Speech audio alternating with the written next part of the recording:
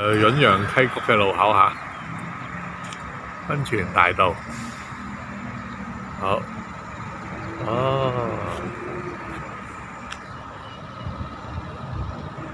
好有碧桂園商業美食街、沙田鎮第2小學、閏陽溪谷幼兒園，呢條主幹道啦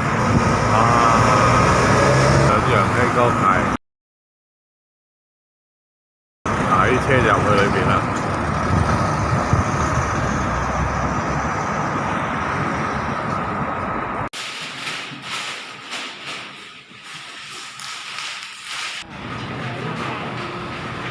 頂中城啊！我係心急快師奶，大家記得訂閱我，俾力同留言啊！嗱，好奇怪喎，佢呢嗰個微信呢就寫住六興門窗喎，但係呢見到佢阿哥嘅工廠嗰個鋪頭上邊呢就寫住六元門窗喎。其實呢一樣嘢已經係存在咗欺騙啦。咁而我分別上網揾過，無論係六興門窗又好，六元門窗都好，根本呢從來都冇喺呢個嘅工商局嗰度註冊過嘅。有註冊呢就係唯獨是呢叫做鼎中盛鋁業嘅啫。咁點解同一間公司可以改咗3個名出嚟呢？嗱，呢個已經話咗俾人聽，佢根本已經係有心去部署去呃人啦。雖然呢，佢呢個安窗嘅材料啦，無論佢個師傅嘅安裝啦，服務態度啦，嗰個價錢啦，雖然呢樣樣嘢呢都令到我呢真係好滿意，以10分嚟講呢真係10分滿分嘅。但係呢，當佢去介紹咗佢個親戚張氏父子嚟我哋買電器呢，佢嗰個滿分嘅10分呢，我完全呢係倒扣啊，變咗0分啊！唉，我太仁慈啦。我其實呢，同有210蚊呢係咪收返嚟嘅？咁就分別呢，就來回即係點講啊？打車打咗3次，就返屋企去攞返啲證件啊，攞返銀行卡啊咁樣。咁我睇，因為我閏陽溪谷呢，距離我住嗰度呢，其實好近嘅。我睇返即係而家都好嘅，即係有啲電子支付嘅。佢哋叫做咩啊？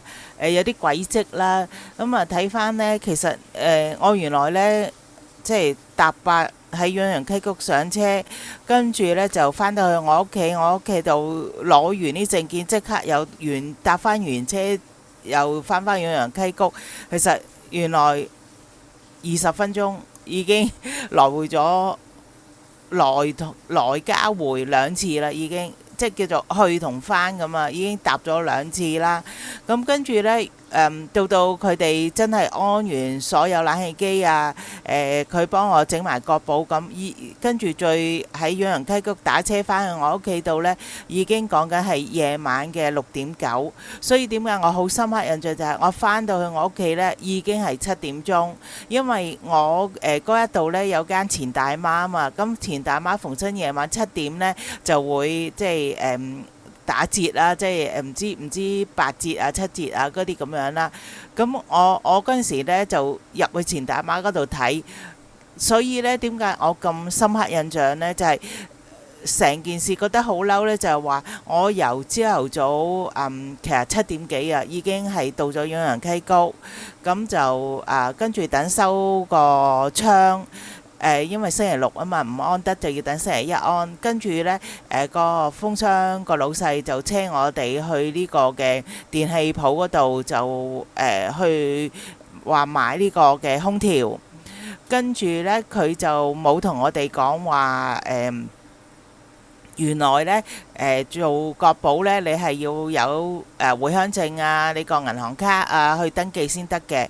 咁我哋跟住呢，就施然呢，就走咗去酒店嗰度呢，就由11點鐘就飲茶飲到去2點鐘，因為佢應承我哋話2點鐘呢會返嚟安裝。結果呢，去到呢4點幾佢先至嚟。我都好想回應一下呢位無知嘅網民啦。佢困喺十里銀灘困得太耐啦，即係唔知道而家呢，人哋最新呢，大陸呢做封窗啦，或者就算係起樓嘅時候，佢哋啲窗呢點樣做啦？咁我簡單啲呢，就同大家講啦，就係話第一啦，其實而家大陸呢，全部呢都係用呢個嘅填充膠呢去擠咗落去個窗底下嗰度嘅，即係個窗四周圍啦。跟住咧就揾啲呢啲就係嗰啲填縫膠啊。咁啊揾啲填縫膠咧，你睇下，就擠咗咧落嚟個窗邊嗰度，跟住咧擠完之後咧，你睇下。就自己膨脹咁樣。頭先嗰啲填縫膠呢，其實唔使1個鐘呢已經全部乾晒。咁到最後呢，就會用呢一隻呢叫做膨脹劑，再去封邊去防水。咁我都問過嘅，原來呢，佢哋話唔會老化嘅，唔需要擔心嘅。咁即係話呢，無論係填縫膠或者膨脹劑呢，其實呢，佢哋都可以做到雙層保護防水。同埋可以呢係逼實呢防漏水嘅嗰個效果嘅。咁呢隻膨脹劑呢，就喺清遠嗰度做啦，但係其實呢，原來係德國嘅技術嚟嘅。跟住呢啲就係即係另一種泡沫填縫劑。所以而家大陸呢，點解呢？佢嗰個建材嘅用料呢，點解而家越嚟越先進，比香港同更加先進呢？就因為佢可以來自全世界最頂級嘅技術，已經係引入咗大陸啦。對於嗰啲呢，連樓都買唔起，十里銀灘跌到10幾萬一間都買唔起嘅人。攞綜援攞足20幾30年嘅人，日日喺度扮專家教人去買樓啊！真係好好笑咯，同夠膽嚟呢，無知咁去攻擊人喎，都唔知個醜字點寫嘅啫。跟住佢呢啲呢，睇下先，哇要咁長嘅喎，原來哇呢個支釘長到咁，應該係不鏽鋼嘅，正常就。係啊，應該德式自鐵螺絲啊！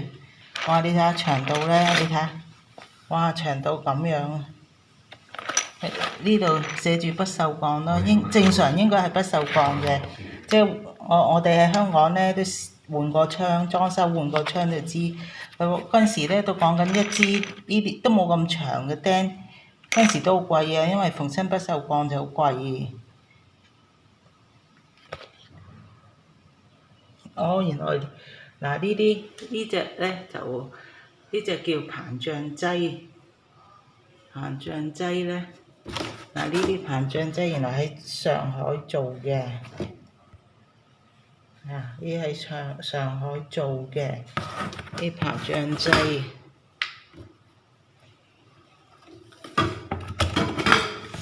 咁填縫膠呢，就係喺清遠做嘅。跟住呢啲唔知係啲咩啦。咁再回應一下嗰個十里精神病分身啦，佢就話呢，我哋啲師傅呢冇用安全帶，佢以為呢同香港一樣咁啊，要搭個棚出去，跟住成個人呢要行出去，跟住咁樣呢去擠嗰啲玻璃膠咁樣，佢以為係咁樣。人哋而家大陸呢，真係呢嗰個技術先進到係點樣？佢根本個人呢係唔需要呢成個人趴出去咁辛苦㗎。因為呢，佢嗰啲嗰個大嘅框呢，你呢只要呢揾填縫膠揾膨脹劑呢，係擠穩咗呢喺嗰個同石屎個邊之後呢，跟住呢嗰啲玻璃呢，佢以為呢好似香港咁啊，跟住將啲玻璃呢要呢即係套入去嗰個窗框嗰一度。其實而家大陸呢呢啲點解我呢個呢8800蚊？聽見好似好貴，但係我覺得係絕對超值好平呢，就係個技術係先進到點啊！佢好似呢砌積木咁樣啊，跟住呢就一個個窗呢，直頭呢好似個積木咁樣呢，就拍入去啊！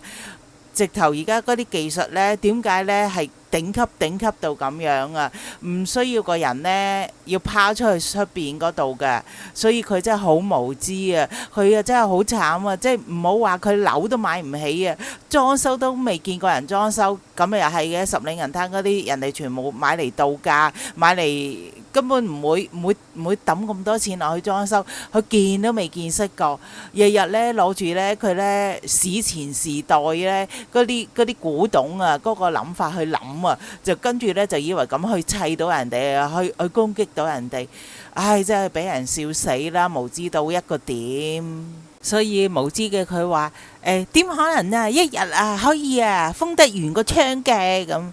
人哋嗰啲技術啊，先進到嚇死你啦！啲井底蛙啊，學人哋喺度扮專家。咁啊，精神病分身窮港燦呢，就講到啊，就鬧我話呢：「你俾人呃咗啊！嗰啲錢啊，身外物嚟嘅啫。」咁講嗰啲錢呢，對於佢嚟講，梗係身外物啦。佢攞緊啊，全香港700幾萬人啊，嗰個納稅人啊，嗰啲錢啊，嗰啲辛苦血汗錢去用啊。對佢嚟講，梗係身外物啦。我哋呢啲啊，全部都係啊自食其力啊，完全一分一毫啊，冇去啊攞過政府任何福利嘅人啊，使1蚊俾人呃1蚊，梗係心痛，梗係傷心啦。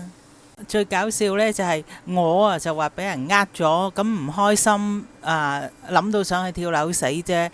但係呢，呢個十里銀灘嘅窮港燦呢，佢竟然呢比我同更加唔開心喎。點解啊？佢好唔抵得呢？原來我真係有能力呢去買多一間公寓返嚟，同有錢呢嚟封窗啦，嚟買家私電器。佢竟然呢，因為為咗我咁樣呢，佢自己都唔開心過我喎，真係好搞笑咯！最好笑呢，阿精神病佬呢，佢話我呢，嗰個熱水爐呢，俾人哋呢，淨係呃得嗰800幾蚊。淨係講熱水爐呢，講緊呢係呃咗960蚊。咁其實個空調呢，佢都係收多咗我呢，應該估計800幾蚊。我以淘寶嗰個價錢去計，跟住佢呢，再收多我呢1米嘅嗰個喉管費啦，跟住再收多我40蚊嗰個15A 嘅插頭費啦。咁呢一度呢，講緊呢都1000蚊嘅，仲有我搭咗3次滴滴嗰70蚊，我都冇去同佢收翻。咁呢度講緊2000幾蚊嘅數嚟嘅，所以呢，呢個十里銀灘嗰個分身精神病漢呢，佢話我呢，淨係俾人哋呃嗰800幾蚊呢，就上去跳樓，係呃咗2000幾蚊啊！唔該。我係心急快師奶，大家記得訂閱我，俾力同留言啊！咁啊，講翻呢個晉源電器嘅老闆張培俊啦，佢嗰日呢就即係屈我哋啦，就話阿慢吞吞先生因為改咗個電話號碼，所以呢就登記唔到國保，就拎唔到國保咁講。咁因為呢件事呢，咁我第二日呢就走咗去中國銀行嗰度問啦。咁嗰個男職員呢，我唔知道佢喺手機撳到啲乜嘢啦，都查到呢，原來個號碼呢係嚟自重慶嘅聯通嘅。我之前呢有條片都分享過，教大家呢喺香港嗰度呢買一張嘅電話卡，跟住呢就去登記呢個嘅戶號，要實名登記嘅喎。咁啊拎到呢個大陸電話號碼呢，咁你就自然可以去銀行嗰度就開通到個銀行戶口啦。咁有條片呢咪講到呢，咁阿慢吞吞先生呢咪去銀行嗰度就去改個電話號碼，誰不知呢，佢哋呢就話我哋自己舉證唔到咁講。咁因為呢件事呢，咁我唔知係咪即係我始終喺個網絡度，雖然你睇見我每條片得個200-300個人睇，好似好少人睇，但係始終我覺得都有一定嘅影響力嘅，因為我冇錢買粉噶嘛，嚟睇嗰啲真係真實嘅觀眾嚟噶嘛，咁可能因為呢件事鬧大咗，咁可能3嗰度聽得到啦，咁最近呢，上個禮拜啦，咁我又撳入去佢哋嗰個APP 嗰度睇啦，就發覺咦而家竟然呢有一份文件喎，咁呢佢會寫明你個名啦，因為你實名登記咗嘛，你個名啊，你個回鄉證 number 啊，你呢個號碼係喺邊一度嗰度登記嘅，同埋佢會寫得好清楚呢，原來呢佢係向廣州邊邊一間公司去買呢一紮電話號碼翻嚟，係經過國家嘅電信局嘅同意嘅，全部都合法合規嘅。咁有咗呢個證明嘅，咁第時大家攞住